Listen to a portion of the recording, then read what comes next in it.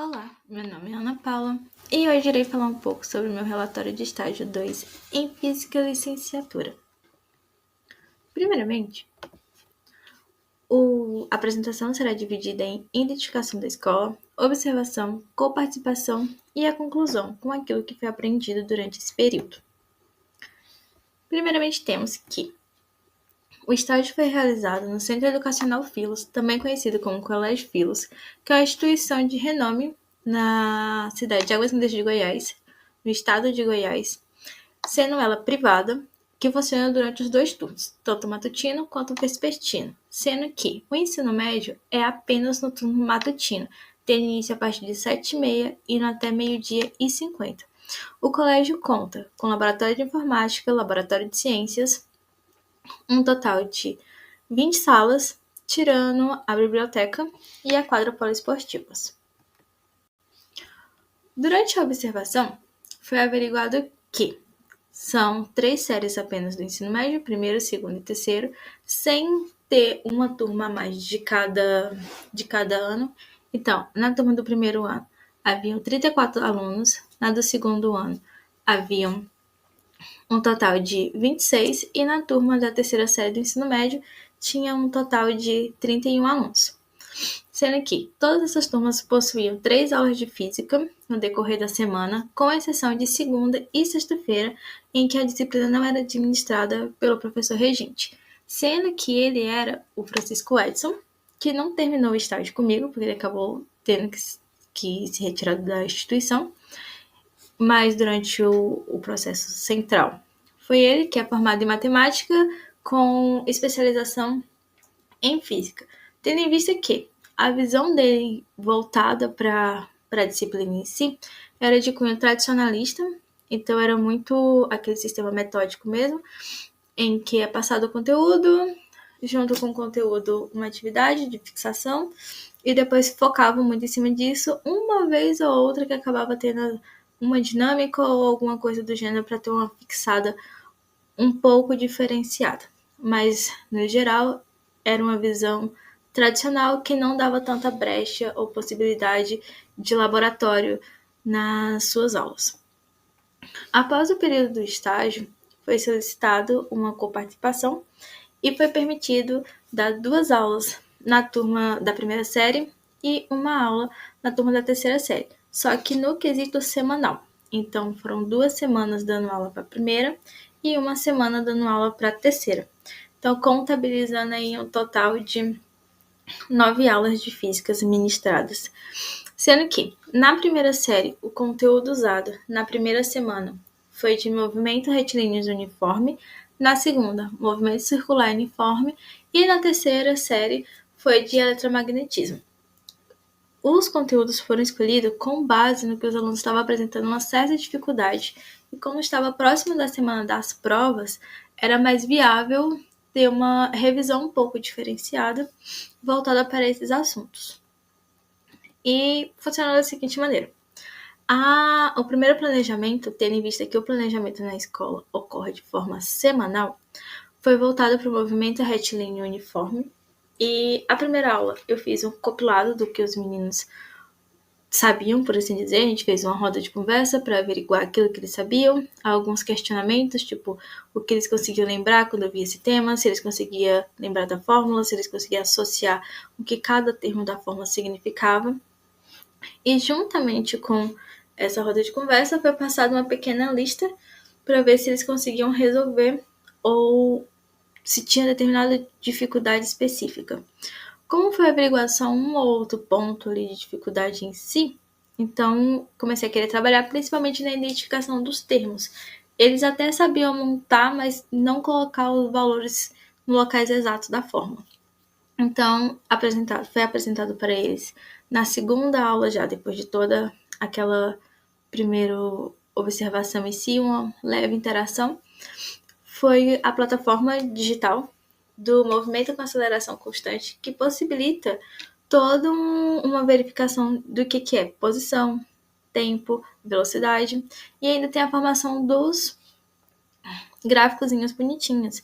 Então, Nessa segunda aula, o foco foi mostrar a aplicação do conteúdo dos meninos, já com um quesito mais laboratorial. Só que nesse caso, o laboratório de informática, já que não estava sendo possível usar o laboratório de ciências no decorrer dessa semana.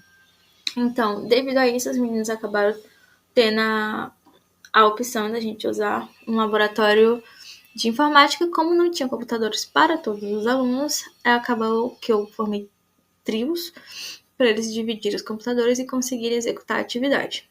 Então, na segunda aula foi simplesmente a apresentação e explicação de como é que funciona, de como é que seria de fato a aplicação voltada para o conteúdo deles. Já na terceira aula, no terceiro dia, foi de fato a possibilidade deles mexerem as primeiras partes. Foi com valores determinados e em seguida já era eles mesmos criando, possibilitando, e ao final da aula eles tinham que explicar como que seria uma contextualização daquilo que eles já tinham visto na primeira aula, os conceitos que eles tinham, lembranças e tudo mais, juntamente com essa aplicabilidade. No finalzinho, após essa leve conversa e quesito em si, foi passada uma lista de atividades para ver se eles tinham conseguido compreender, tanto com perguntas teóricas, voltada para o que era cada elemento, se eles conseguiam identificar, e a fórmula em si. Então, foi uma atividade mais assim, e teve uma boa absorção, um bom aproveitamento. Já na segunda semana, como eles também tinham dificuldade no quesito de polias, movimentos circulares, eu levei para eles a dinâmica da joaninha no Paint, que possibilitava. Então, ele tinha a possibilidade de criar tanto um movimento manual, linear, circular e uma elipse. Então, a gente focou na circular, mas foi o mesmo processo. A primeira aula foi uma aula mais teórica, voltada para uma recapitulação, uma segunda aula explicando de fato como é que seriam os elementos, resgatando aquilo que eles não sabiam tanto ou que tinham uma dificuldade maior, e na terceira aula, de fato, a execução laboratorial dos meninos indo e fazendo os mesmos trios para a resolução da atividade proposta, que era criar um movimento, conseguir identificar os valores, os pontos e desmembrar isso tanto numa questão ou simplesmente elaborar uma equaçãozinha com a joaninha deles. Já na turma da terceira série, que tinha uma dificuldade maior já agora no quesito teórico, não era tanto assim na parte prática educacional da fórmula, era de compreender do que aquilo de fato falava. Então, eles tinham dificuldade, uma resistência maior a esse quesito. Como o professor passava para eles de uma forma muito decoreba, eles não conseguiam ver de forma tão ampla aquele conteúdo. Então, para isso, foram levados 2 experimentos. Então, a primeira aula foi uma aula voltada mais para um sentido também mais teórico, uma roda de conversa, para ver o que eles conseguiam aplicar, a forma que eles conseguiam ver, e praticamente todas as respostas eram a mesma, eram muito sistemáticas, por assim dizer, muito estruturadinhas. Eles não conseguiam ver de forma tão, assim, diversificada. Foi apresentado para eles 2 projetos. O projeto em si era a gente fazer uma clonagem de ímãs. Então, os meninos quebraram, a gente levou um imã semelhante ao que está na imagem, para eles quebrarem. Os alunos que tinham mais habilidade eram mais velhos, fizeram essa parte.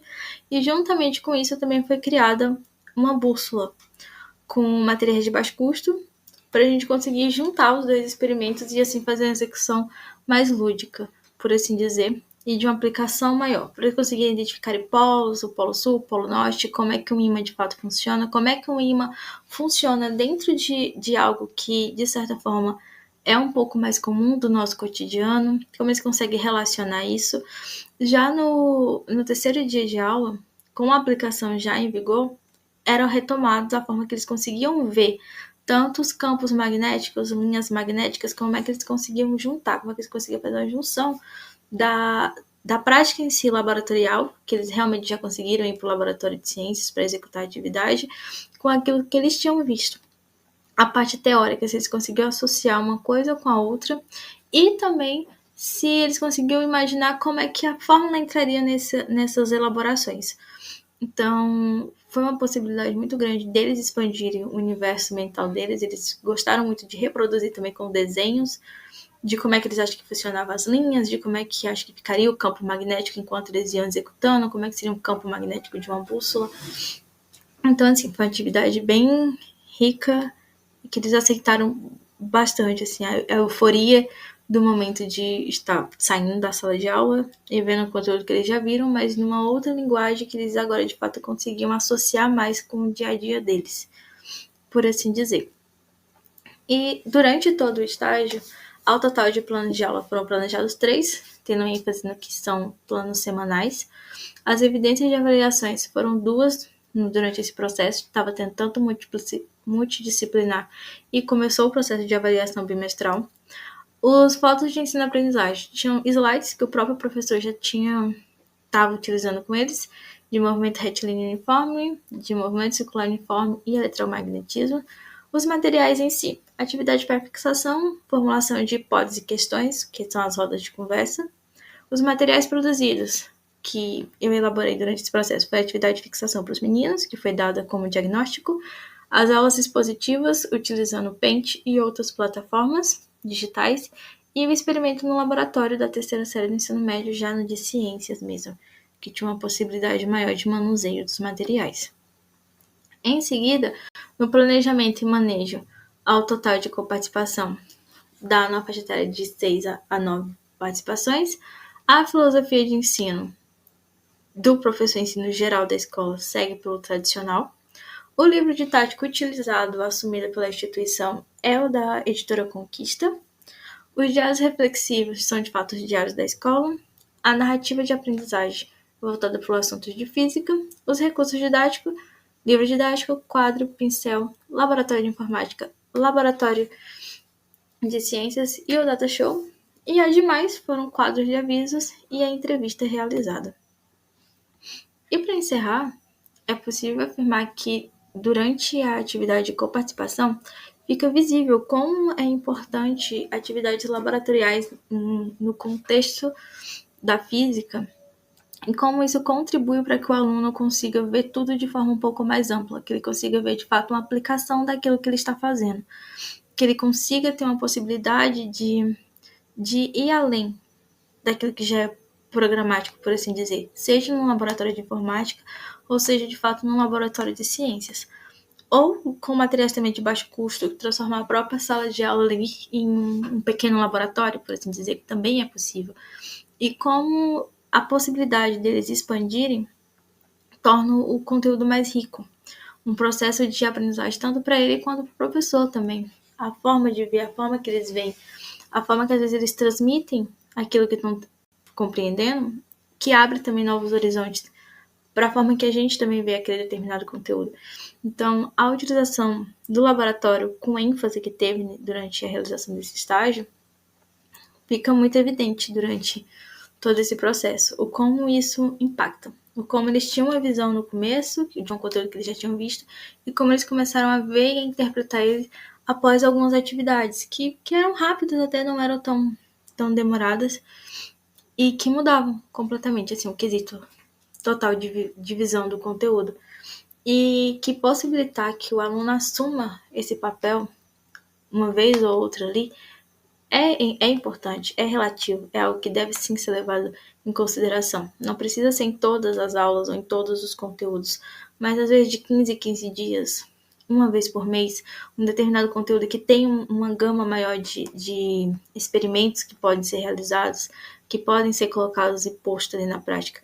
É útil, então é algo que deve sim ser enfatizado e que a nova geração de professores já tem que vir com essa mente mais aberta para a elaboração, para adaptação também no meio que a gente vive, né? Seja um colégio que tem mais recursos, que tem as opções de laboratório, ou aquele colégio que não tem, mas a gente consegue se adaptar com transformar a sala num pequeno laboratório, de os celulares transformarem nos nossos materiais virtuais para fazer um mini laboratório virtual, por assim dizer.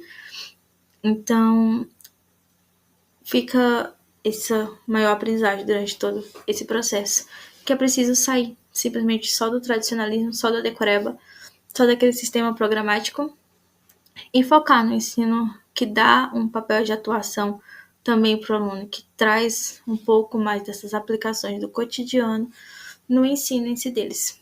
Que eles consigam ver de fato que tenha um sentido, tenha uma aplicação, tenha uma utilidade aquilo que eles estão tendo que aprender em sala de aula. E é isso. Obrigada pela atenção.